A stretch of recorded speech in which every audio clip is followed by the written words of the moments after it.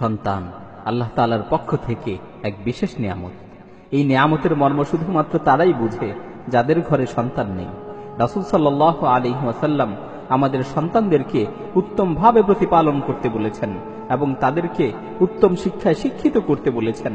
কেননা একজন নেক সন্তান হলো বাবা মায়ের জন্য পৃথিবীতে রেখে যাওয়া সর্বোত্তম সাদাকা।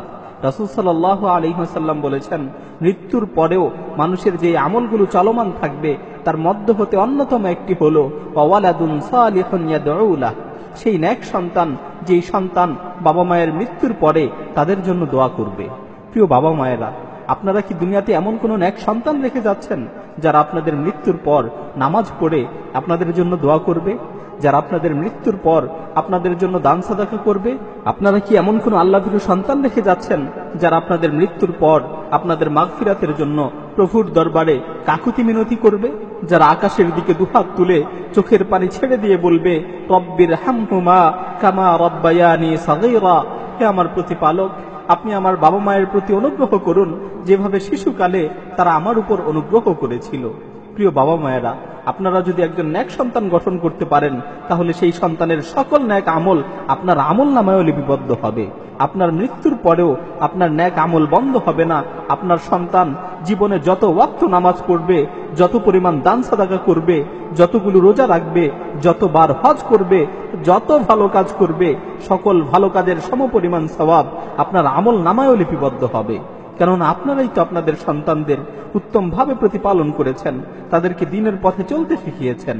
আল্লাহ তাআলা পবিত্র কালামে মাজিদে ঈমানদারদের লক্ষ্য করে বলেন, ইয়া আইয়ুহাল্লাযীনা আমানু কু আনফুসাকুম ওয়া আহলিকুম নারা, হে ঈমানদারগণ, তোমরা নিজেরা জাহান্নামের আগুন থেকে বাঁচো এবং তোমাদের পরিবার পরিজনদের জাহান্নামের আগুন থেকে বাঁচাও। আল্লাহ তাআলা এই আয়াতে শুধুমাত্র নিজেদের বাঁচতে বলেননি, বরং পরিবারকে জাহান্নামের আগুন থেকে বাঁচাতে বলেছেন। প্রিয় বাবা মায়েরা, আপনারা এমন এক সময়ে আপনাদের সন্তানদেরকে প্রতিপালন করছেন যখন সর্বত্রই ফিতনার ছড়াছড়ি। এজন্যই সর্বদা সাবধান থাকবেন এই ভয়াবহ ফিতনা যাতে আপনার পরিবারকে গ্রাস করতে না পারে। আপনার সন্তান যাতে কিছুতেই এই ফিতনায় নিমজ্জিত না হয়ে যায়। আপনার সন্তানকে উত্তম চরিত্রে চরিত্রবান করুন। আপনার সন্তানকে সর্বদা সদাচার শিক্ষা দিন, সর্বদা তাকে ভালো কাজে সহায়তা করুন এবং খারাপ কাজ থেকে বিরত রাখুন। আপনার সন্তানকে দ্বীনী শিক্ষায় শিক্ষিত করুন। আপনার সন্তানকে আল্লাহভীরু সন্তান হিসেবে গড়ে তুলুন।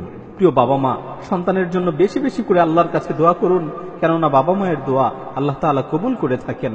আপনার সন্তানের জন্য হালাল রিজিকের ব্যবস্থা করুন, তাদেরকে কখনোই হারাম রিজিক খাওয়াবেন না, কেননা হালাল রিজিক অন্তরকে পুত পবিত্র রাখে আর হারাম রিজিক নিজের অজান্তেই অন্তরকে মেরে ফেলে।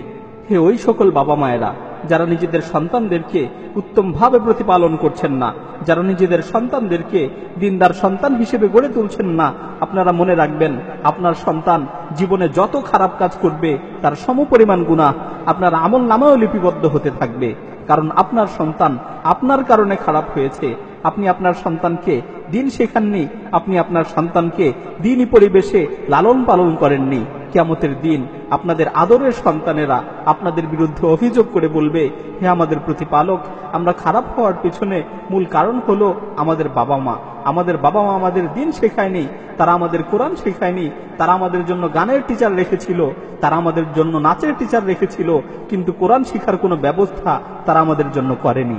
তারা আরো বলবে, হে আমাদের প্রতিপালক, আমাদের বাসায় দিন পালনের কোনো পরিবেশ ছিল না, আমাদের বাসায় কেউ নামাজ পড়তো না, কেউ রোজা রাখতো না, কেউ ইবাদত করতো না, বাসায় সারাদিন বসে বসে সবাই টিভি দেখতো, আমিও তাদের সাথে বসে বসে টিভি দেখতাম। আমাদের বাবা মা কেউই কখনো এই হারাম কাজগুলো থেকে আমাদের বারণ করতো না। এই অভিযোগ করে সে চিৎকার করে বলবে, রব্বানা আতিহিম দি'ফাইনি মিনাল আযাব, হে আমার প্রতিপালক, যেহেতু আমি তাদের কারণে পথভ্রষ্ট হয়েছি, যেহেতু আমি তাদের কারণে গুনাহগার হয়েছি, যেহেতু আমি তাদের কারণে খারাপ হয়েছি, আপনি তাদেরকে দ্বিগুণ শাস্তি দিন, আপনি তাদেরকে দ্বিগুণ শাস্তি দিন। হে বাবা মায়েরা, সেদিন আপনার সন্তানের এই অভিযোগের ব্যাপারে আপনাদের কি জবাব রয়েছে? সেদিন আল্লাহ তাআলার সামনে আপনি কি জবাব দিবেন? প্রিয় বাবা মায়েরা, আপনারা আপনাদের সন্তানদেরকে প্রতিপালনের ব্যাপারে আল্লাহ তাআলাকে ভয় করুন।